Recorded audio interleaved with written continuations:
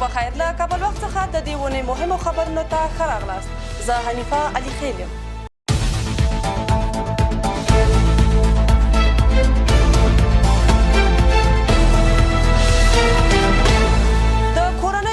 وزارت نن خپل یو کلنې کړنې او لاسته راوړنې د حکومت د اطلاعات او رسنیو مرکز کې د یوې خبري غونډې له لارې له خبریالانو سره شریکې کړې. د یاد وزارت ویاند عبدالنافع ټکور په دغه غونډه کې 1401 کال د کورنیو چارو وزارت لپاره په مختلفو برخو کې له لاسته راوړنو ډک کال وباله.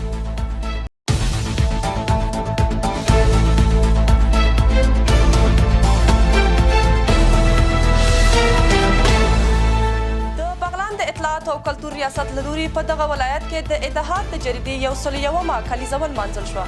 په همدې موخه جوړه شوې غونډه کې ګڼ شمېر دولتي ادارو مسؤلینو، لیکوالانو او شاعرانو ګډون کړی و.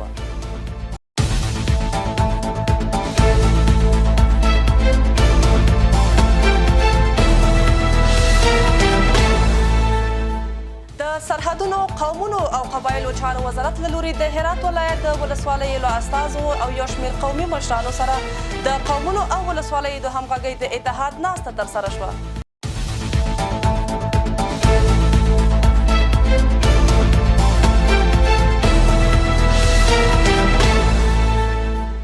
مسؤلونه په فراه او قندهار ولایتونو کې پر لسګونه جریبه ځمکه کې د کرل شویو کوکنارو د اړولو خبر ورکوي.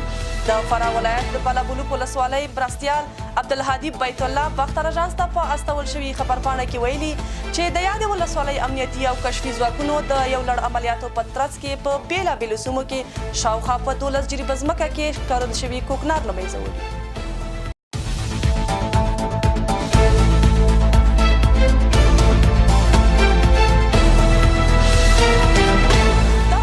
مهم خبرونه له ملتیا مو مننه. ښاد او بریالي اوسئ.